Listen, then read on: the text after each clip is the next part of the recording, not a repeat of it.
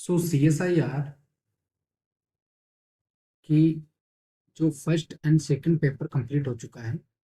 ये video start होने से पहले बता दूं, हमारा जो वीडियो है वो हिंदी और इंग्लिश दोनों के लिए बेनिफिशियल होगा। और हमें पता है IBACIO में भी ऐसे राइटिंग है, तो वहाँ पे भी ये काम आएगा। तो बात करते CSIR में। अब जो थर्ड डिस्क्रिप्टिव पेपर होगा उसमें सबसे इंपॉर्टेंट पार्ट होगा ऐसे राइटिंग, जो 100 मार्क्स का होगा, जिसमें 50 नंबर का ईच 2 एसेज हमको लिखने पड़ेंगे और 600 वर्ड लिमिट्स होगी। तो हम कैसे डिसाइड करेंगे कि वर्ड लिमिट्स क्या होगी और कैसे हमें ऐसे राइटिंग लिखनी है, मैं थ्रोली आपको पूरा करवाऊंगा। साथ साथ मैं डेली एक ऐसे लिख के एग्जाम्पल के तौर पे आप लोगों को प्रोवाइड कराऊंगा, हिंदी और इंग्लिश दोनों में होगा। और ऐसे कुछ आप जो मेरे ऐसे होंगे उसके एग्जाम्पल कुछ ऐसा होगा, पूरी तरीके से एक्सप्लेन करके बता। तो चलो बात करते हैं कि हमें ऐसे लिखना कैसे है, चाहे वो हिंदी में हो या इंग्लिश हो। आपको पता चल चुका है 600 वर्ड्स में लिखना है। तो सबसे पहले आपको क्या करना है, जो भी मैं आपको एग्जाम्पल के बेसिस पे प्रोवाइड करूँ उसको आप अपनी खुद से लिखें, क्योंकि सबके जो हैंड राइटिंग होती है वो डिफरेंट होती है। कुछ लोग की हैंड राइटिंग काफ़ी वाइड होती है, कुछ की कुछ बहुत छोटी होती है। तो कितने पेज में 600 वर्ड्स आएंगे वो मैटर करता है, और वर्ड लिमिट का बहुत ध्यान रखना है। तो सबसे पहले कोई भी ऐसे आए, क्योंकि आपको यूट्यूब पे सब लोग बता के रखे कि ऐसे किस तरीके से लिखना है, वो एक साइंटिफिक अप्रोच नहीं है। हम अगर साइंटिफिक और एक वैज्ञानिक पद्धति की बात करें, तो सबसे पहले हमारे सामने कोई भी ऐसे आए तो उसको सबसे पहले अच्छे तरीके से लिखना है और उसका एक फॉर्मेट तैयार करना है। फॉर्मेट कैसे तैयार कर सकते हो, लास्ट के पेज पे आप एक छोटा सा फॉर्मेट तैयार कर लो विद इन 2 to 3 मिनट्स। उसमें सारे आपके जो भी टॉपिक है उसको अच्छी तरह से पढ़ के उसको समझना है, और उस टॉपिक को अच्छे तरीके से डिफरेंट पर्सपेक्टिव में समझना है। और उसके बाद में ब्रेन स्टॉर्म आइडियाज क्या होते हैं कि हम उस टॉपिक के चारों तरफ जितने भी आइडियाज आपके दिमाग में आ सकते हैं, सिर्फ पॉइंट पॉइंट लास्ट के पेज में लिखना।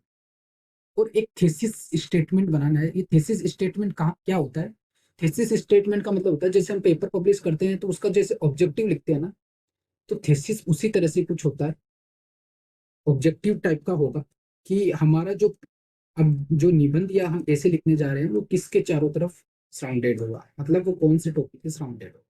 तो हम इसमें समझेंगे किस तरह से इंट्रोडक्शन पार्ट लिखेंगे, किस तरह से बॉडी पार्ट मतलब बीच का पार्ट होगा, किस तरह से कंक्लूजन मतलब निष्कर्ष पार्ट लिखेंगे, और इसके क्या साइंटिफिक अप्रोच है और किस तरह से इसके पार्ट्स को हम बना सकते हैं।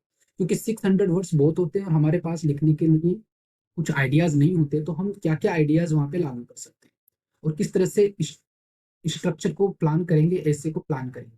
तो सबसे पहले बात करते हैं, या आप पढ़ लेना, मैं आपको प्रोवाइड करवा दूंगा एक पीडीएफ, ये हिंदी में भी है। तो सबसे पहले हमें इंट्रोडक्शन पार्ट लिखना है। जैसे मैं आपको दिखा सकता हूँ मेरा वाला इंट्रोडक्शन पार्ट। सबसे पहले इंट्रोडक्शन में आप क्या लिखोगे, ओपनिंग स्टेटमेंट्स। ओपनिंग स्टेटमेंट्स आपको ये हेडिंग्स में नहीं डालना। ओपनिंग स्टेटमेंट क्या होता है हिंदी में समझा दूं, जो शुरुआती लाइन होनी चाहिए कोई भी ऐसे की, वो क्या होनी चाहिए। इसमें सबसे पहले एक ऐसा सेंटेंस लिखना है जो आपको, जो भी पढ़ने वाला है, चेक करने वाला है, उसके लिए हुक का काम करे, जो खींचा चला है। जैसे मान लो कि हमारा आया कि मेरियन पॉल्यूशन, मतलब समुद्री जो भी प्रदूषण, उसके आधार पे। तो हमको सिर्फ ऐसे ऐसे सेंटेंस स्टार्ट करना है जो पढ़ने वाले की या फिर कॉपी चेक करने वाले की अटेंशन खींच सके। तो मैंने ये लिखा है कि जो plastic pollution is not just environmental issue, it's ticking bomb threatening life as a known it. मान लो कि हम प्लास्टिक पोल्यूशन पे आया तो हम सीधा लिख दें कि जो प्लास्टिक का पोल्यूशन है वो सिर्फ इन्वायरमेंटल इश्यू नहीं है, वो एक ऐसा बॉम्ब है जो हमें थ्रेट कर रहा है, हमें परेशान कर रहा है। तो ये कुछ वर्डिंग है, कुछ वर्ड है, उस सेंटेंस को इस तरह से लिखा है कि पहले ही सेंटेंस में उसको वो खींचा चला जाए। ठीक है। फिर कुछ आप क्वेश्चन भी लिख सकते हो इस इंट्रोडक्शन में, कि हम इतने दिनों से हमें पता है कि प्लास्टिक हमारी लाइफ को खराब कर रहा है, फिर million of ton plastic waste produce हो रहा है, तो हम इस पे ध्यान क्यों नहीं दे रहे? तो आपने क्या किया, पहला स्टेटमेंट आपने हुक पॉइंट लिखा, दूसरा पॉइंट आप क्वेश्चन कर सकते हो, ठीक है, और तीसरे पॉइंट में आपको कोड दे सकते हो, ठीक है। लेकिन एक चीज का ध्यान रखना होगा आपको, ये जो कोड, जो भी आप कोड लिखोगे वो इस टॉपिक से रिलेटेड ही होना चाहिए। जैसे प्लास्टिक, प्लास्टिक से और इन्वायरमेंटल इशू से है, तो जैसे मैंने रेचल कार्सन का लिखा है कि the more clearly we can focus our attention the wonders and reality of universe about us, the less taste we shall have for distraction. समझ रहे हो? तो ये कोट इससे रिलेटेड ही है, किससे, प्लास्टिक पोल्यूशन या इन्वायरमेंटल पोल्यूशन से। तो इंट्रोडक्शन के 3 लाइन आप इस तरह से लिख सकते हो, 3 लाइन हो गई। अब उस इंट्रोडक्शन में हम बैकग्राउंड इंफॉर्मेशन भी डाल सकते हैं कि हिस्टोरिकल पर्सपेक्टिव से, हिस्टोरिकल पर्सपेक्टिव से कि प्लास्टिक से अभी वर्ल्ड में क्या इश्यू चल रहे हैं, कौन कौन सी कंट्री में सबसे ज्यादा प्लास्टिक है, प्लास्टिक का पैदा हुआ या इन्वायरमेंटल इश्यूज। तो जैसे मैंने लिख दिया, plastic pollution has emerged one of the most pressing environmental challenge. कब से है? मिड 20 सेंचुरी 1950 से ये प्लास्टिक पोल्यूशन सबसे ज्यादा हो रहा है। तो ये हो गया बैकग्राउंड इंफॉर्मेशन। तो ये एक फोर्थ लाइन आपकी जुड़ चुकी है। तो आपने पहले हुक पॉइंट लिखा, फिर आपने क्वेश्चन पूछा, फिर आपने कोट लिख दिया, तो उसके बाद में हिस्टोरिकल पर्सपेक्टिव लिख लिया, ठीक है। अब थर्ड पार्ट में, क्योंकि कम से कम आपका जो इंट्रोडक्शन पार्ट है वो 6 से 7 लाइन में होना ही चाहिए। थीसिस स्टेटमेंट में क्या कर सकते हो आप मेन आर्ग्यूमेंट लिख सकते हो, ठीक है। मेन आर्ग्यूमेंट क्या हो सकता है कि प्लास्टिक पोल्यूशन एक ग्लोबल क्राइसिस है, एक वैश्विक समस्या है, आपको पता है। तो इसके बेसिस पे लिख सकते हो, जैसे मैंने लिखा है। और इसमें आप क्या एक्सप्लेन करने जा रहे हो इसको थेसिस में, ऑब्जेक्टिविटी क्या है, थेसिस का मतलब क्या, ऑब्जेक्टिविटी क्या है आपके एसे की, निबंध की। तो आप लिखोगे in this essay I will argue that urgent action is needed to address this pollution. या फिर हम जो मेन पॉइंट है ना उसको डिस्कस कर सकते कि by examining its causes, impacts and potential solution, I am to highlight the importance of the collective efforts। तो ये 2 to 3 लाइन्स में ही हो जाएगा। तो इस तरह से आपका इंट्रोडक्शन मतलब पूरी तरीके से हो जाएगा। जैसे मैं आपको एग्जाम्पल के बेसिस पे दिखा सकता हूँ। मान लो कि मैंने ये यूसीसी पे लिखा है, आपको प्रोवाइड करवा दूंगा डेली कि हम ऑनलाइन प्रैक्टिस करेंगे। आप भी लिखो, मैं टॉपिक दूंगा और उसके बाद में लिख के कि यूसीसी मतलब यूनिफॉर्म सिविल कोड के बारे में आपको लिखना है। और आपको पता है यूनिफॉर्म सिविल कोड में, अब देखो ये मैं सारे पॉइंट्स यहाँ पे यूज करूंगा। सबसे पहले हुक पॉइंट क्या होगा कि हमारा इंडिया है काफी डाइवर्स है, ठीक है। और ये जो यूसीसी है वो क्या करता है, equality, harmony and transcending religious fostering. उसके बाद क्वेश्चंस नहीं, तो क्योंकि ये पॉलिटी से रिलेटेड है तो मैंने एक कॉन्स्टिट्यूशनल आर्टिकल डाल दिया कि यूसीसी का आर्टिकल 44 में जिक्र है। और क्वेश्चन पूछ लिया कि कॉन्स्टिट्यूशन आर्टिकल होने के बावजूद अभी तक यूसीसी लागू कैसे नहीं हुआ, ठीक है। अब उसके बाद मैंने कोर्ट डाल दिया, तो ये कोर्ट डाल दिया विक्रम सिंह का। तो उन्होंने कहा without a uniform civil code leveling India secular nation is just illusion. कि इंडिया को हम सेकुलर कंट्री बोली, ये सिर्फ मिथ है, समझ रहे हो।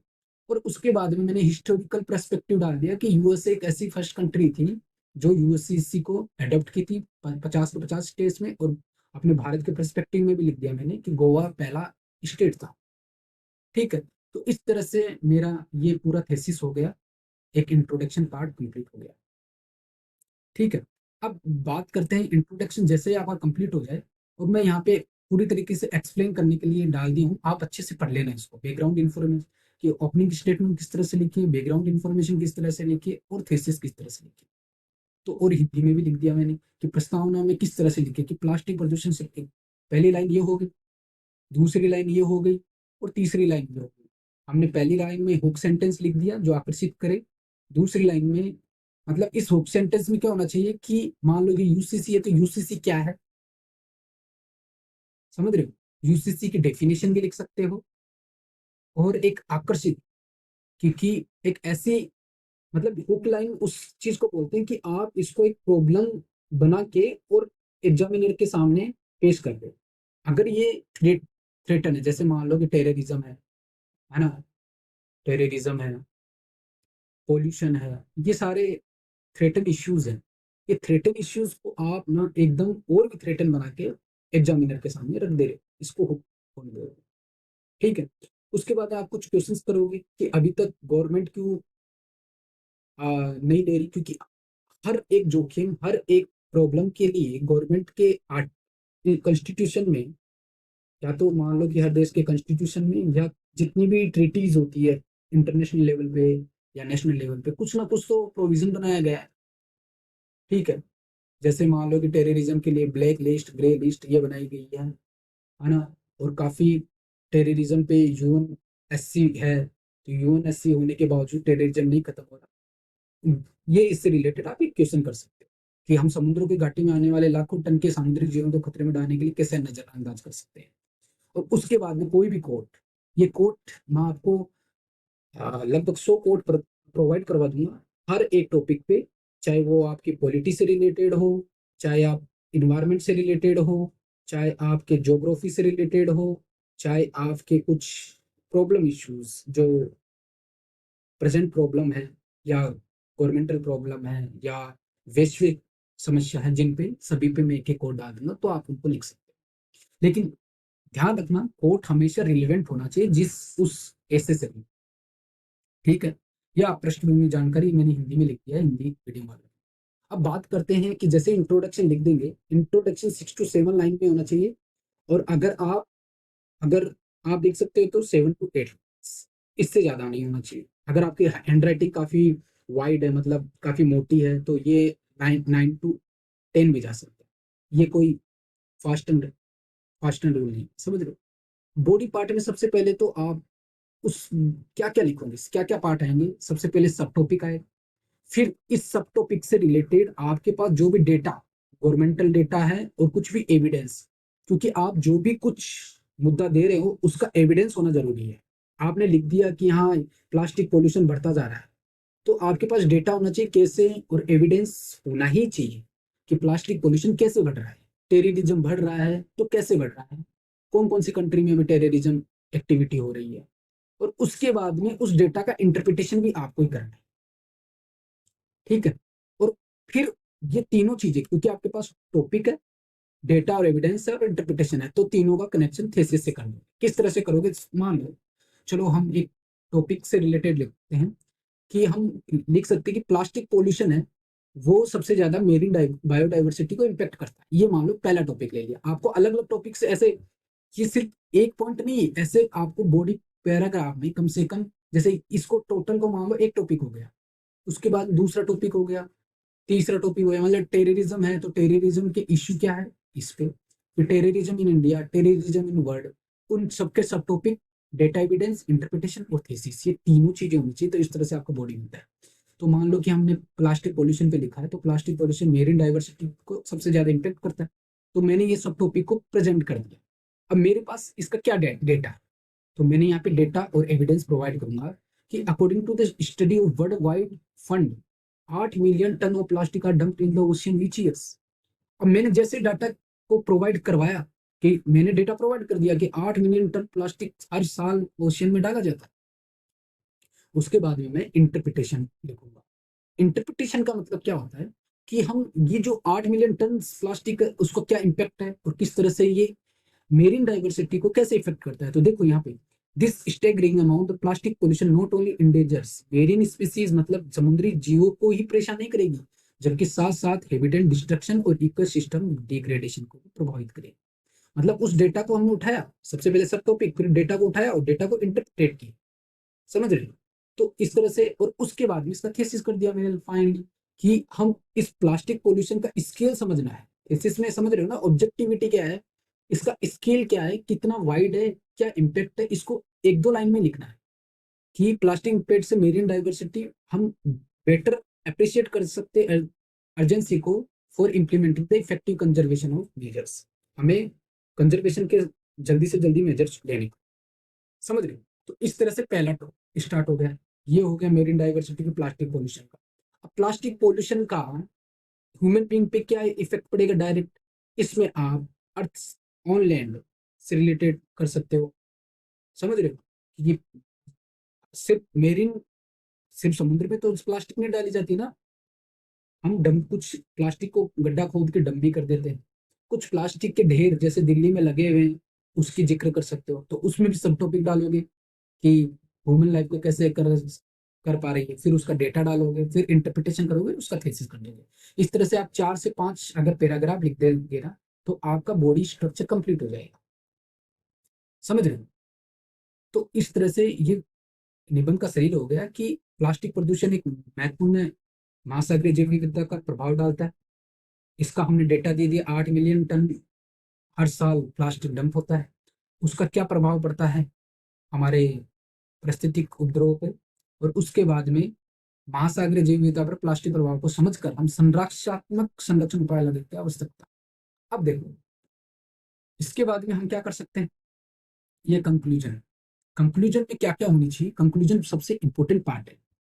कंक्लूजन लोगों से लिखा नहीं जाता, क्योंकि इंट्रोडक्शन तो आपको मैंने बता दिया कि आपको सबसे पहले हुक पॉइंट लेना है, उसके बाद में क्वेश्चन पूछना है, समझ रहे हो, और इस तरह से कोड देना है। कोड देख के आपको हिस्ट्री हिस्ट्री पर्सपेक्टिव, इसका कोई मतलब इन तीनों का कोई भी ऐसे नहीं ऑर्डर नहीं है कि आपको ये ऑर्डर मेंटेन करना पड़ेगा। हिस्ट्री आप पहले लिख सकते हो, क्वेश्चन पहले पूछ सकते हो, कोड बाद में दे सकते हो, लेकिन हुक पॉइंट हमेशा पहले लाइन होनी चाहिए। ये इंट्रोडक्शन का हमने बात कर लिया। अब कंक्लूजन में क्या क्या होती है, सबसे पहले जो भी हमने थीसिस की है उसको रीस्टेट करना है। ठीक है, मतलब हमने जो, क्योंकि थीसिस में हम क्या करते हैं, हम एक स्केल जनरेट करते हैं, एक आर्ग्यूमेंट जनरेट करते हैं। ये तीनों का आर्ग्यूमेंट, मान लो कि मेरीन डाइवर्सिटी बायोडाइवर्सिटी पे, लैंड बायोडाइवर्सिटी पे, या फिर फॉरेस्ट बायोडाइवर्सिटी पे क्या इम्पेक्ट करता है, इन सारे को एक साथ समराइज करना है। उसके बाद में समराइज में क्या क्या की पॉइंट आए, ठीक है, और फिर हमारा क्या एक्शन है, ये वे फॉरवर्ड। वे फॉरवर्ड उसमें भी देख, मतलब बॉडी पार्ट में तो लिखना ही है, क्योंकि वो आपके कनेक्शन टू थेसिस में वे फॉरवर्ड ही आता है एक तरह से। ठीक है, वे फॉरवर्ड, और इससे पहले क्या प्रॉब्लम थी, ठीक है, अभी क्या क्या स्टेप उठाए जा रहे हैं, और फ्यूचर में गवर्नमेंट के थ्रू, इंडिविजुअल लेवल पे और सोसाइटी क्या क्या स्टेप उठाएगी, ये सब। ओके, नाउ सबसे पहले रिस्टेट थ्योरी की बात करें कि रिस्टोर थ्योरी में क्या होता है कि हम जो भी इंट्रोडक्शन से लेके बॉडी पार्ट तक जो भी थ्योरी और आर्गुमेंट किए उनको रिस्टेट करना है। तो हम लिखेंगे इन कंक्लूजन, ये जरूर लिखना है। हालांकि आपको ये नहीं लिखना है कि आपको ऐसे में नहीं लिखना है कि इंट्रोडक्शन उसके बाद में आपने स्टार्ट कर दिया लिख, ये नहीं लिखना आपको। ये लिखना ही नहीं, इंट्रोडक्शन या बॉडी पार्ट ऐसे कहीं पे भी नहीं लिखना। और ना ही आपको लिख रहा है कंक्लूजन और उसके बाद में आपने ये डाल के कंक्लूजन लिखना स्टार्ट किया, ऐसे नहीं डालना। समझ रहे हो? आपको ये रिस्टेट थी, आप ऐसा लिख सकते हो इन कंक्लूजन। हम कंक्लूजन में क्या कर सकते हैं, इट इज एविडेंट ये that plastic pollution poses significant threat to environment require immediate action. ठीक है, ये आपने रिस्टेट थीसिस डाल दिया। फिर जो भी वो आपने डाला उसका समरी डाल दिया, थ्रू आउट दिस ऐसे भी एग्जाम क्या क्या कोज है, क्या इम्पैक्ट्स है, या हम पोटेंशियल सॉल्यूशन और प्लास्टिक पोल्यूशन को कम करने के लिए ले सकते हैं, और हमारे क्या डिटरमिनेंटल इफेक्ट्स है, और उन सारे डिटरमिनेंटल इफेक्ट्स चाहे हमारे मेरी लाइफ पे हो या इकोसिस्टम पे क्या होंगे। और फिर हम फाइनल थॉट्स लिखेंगे। फाइनल थॉट्स में क्या होगा कि प्रपोज क्या है, समझ रहे हो ना, कि हमारा सबसे पहले तो कॉल ऑफ एक्शन, हम क्या क्या कॉल ऑफ एक्शन यूज किए हैं, फिर प्रपोज ऑफ सॉल्यूशन, और इस तरह से हमको लिखना है कि it is imperative for individual government and industrials, कि ये गवर्नमेंट हो इंडिविजुअली सारे एक साथ आए, किसके लिए, प्लास्टिक कंजम्पशन के लिए। ठीक है, और रिसाइकलिंग इनिशिएटिव और advocating the sustainable alternative to mitigate the adverse effect of plastic pollution, कि प्लास्टिक पोल्यूशन के जो एडवर्स इफेक्ट है, जो गलत परिणाम पड़ रहे हैं, उनके लिए हम सब मिलके आवाज उठाएं। और उसके बाद में लास्ट होना चाहिए क्लोजिंग रिमार्क्स, ये सबसे इंपॉर्टेंट। क्लोजिंग रिमार्क्स में क्या होना चाहिए कि ये बहुत ज्यादा स्ट्रांग होना चाहिए। ठीक है, कि इस टॉपिक का इंपॉर्टेंस हमारी लाइफ में क्या है, जो आपने जो जिस चीज का आप ऐसे लिख रहे हो, जो निबंध ले रहे हो, इसका अपने रियल लाइफ में क्या सबसे इंपॉर्टेंस है। मान लो आप यूसीसी लिख रहे हो, या टेररिज्म लिख रहे हो, टेररिज्म को कम करना है, या फिर पोल्यूशन लिख रहे हो, ठीक है, या फिर मान लो मेडिकल इक्विपमेंट से रिलेटेड लिख रहे हो कि मेडिकल क्राइसिस चल रहा है, तो इनका अपने रियल लाइफ में सबसे इम्पोर्टेंट पार्ट क्या है? तो जैसे प्लास्टिक पोल्यूशन, उसके ऊपर मैं क्या लिख सकता हूँ, together we can work toward a cleaner and healthier planet for future generation, कि फ्यूचर जनरेशन के लिए जरूरी होना। तो ये हो गया पहला importance. But it requires collective effort and very commitment to address this pressing issue और प्लास्टिक पोल्यूशन। ओके, तो इस तरह से आपको पूरा एक बनाना है। अब सबसे इंपॉर्टेंट कुछ बातें हम डिस्कस कर लेते हैं कि सबसे पहले आपको पता है कि ऐसे आपको 600 वर्ड्स में लिखना है, ठीक है, 600 शब्दों में लिखना है। ये कैसे डिसाइड करें? क्योंकि आपको दो ऐसे लिखना है, ठीक है, दो ऐसे लिखना है 50-50 मार्क्स के, और दोनों ही इस तरह से बैलेंस होना चाहिए कि मान लीजिए आपका 1.5 घंटे का पेपर है या फिर 2.5 घंटे का पेपर है, जिसमें आप 2 घंटे, मतलब एक एक घंटा आप ऐसे को दिया, यानी कि 600 वर्ड्स लिखने के लिए आपको 60 मिनट्स है। अब इस 60 मिनट्स, ठीक है, तो आपने 2 घंटा मान लो इसको दे दो। अगर 2.5 घंटे का है, अगर 1.5 घंटे का है तो आपको अगेन 30-30 मिनट्स देना पड़ेगा। तो स्पीड आपको इंक्रीज करनी होगी, समझ रहे हो? तो 600 वर्ड्स के लिए सबसे पहले आप क्या करो, उससे प्रैक्टिस करो। अब आप कैसे डिसाइड करोगे कि ये 600 वर्ड्स है या नहीं? मैं आपको एक सैंपल पेपर डाल दूंगा, मेरे हाथ से लिखा हुआ, आप उसको खुद के हाथों से लिखो और चेक करो कि आप कितने पेज भरेंगे। मान लीजिए आपके 600 वर्ड आपके 4 पेज में आ रहे हैं, तो डेफिनेटली वहां एग्जाम में भी आपकी 4 पेज ही लगेंगे, क्योंकि पेज का जो डायमेंशन होगा वो यूपीएससी टाइप का ही होगा, जिसमें मान लो कि ये पेज है और यहाँ पे सीएसआईआर का जो भी बुकलेट है, यहाँ से और यहाँ से, यहाँ पे इस पार्ट में आपको लिखना नहीं है, समझ रहे हो, इस पार्ट में लिखना है।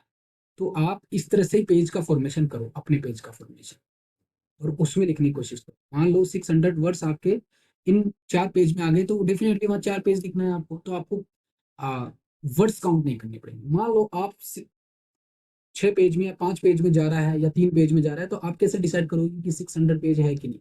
तो मैंने जो ऐसे लिखा है वो 600 वर्ड्स का है एग्जैक्ट, वो आपको दे दूंगा, उसको आप खुद की हैंडराइटिंग में लिखो, और लिखते समय भी थोड़ा पढ़ लो ताकि आपको थोड़ा नॉलेज भी मिल जाए और आपको पता भी चल जाएगा कितना है। पहली चीज ये हो। दूसरी चीज है, आप हमेशा जब भी एग्जाम देने जाओ, ऐसे लिखने बैठो, तो जो लास्ट का पेज है उस पे आप एक फॉर्मेशन बना दो कि इंट्रोडक्शन में मैं ये पार्ट लिखने जाना हो। मतलब सिर्फ एक एक वर्ड लिखो कि इंट्रोडक्शन में मैं मान लो कि हुक पॉइंट मेरा किससे रिलेटेड होगा, क्वेश्चन में क्या पूछूंगा, कोट किसका दूंगा, मान लो अम्बेडकर का दूंगा, ठीक है, ये लिख दिए।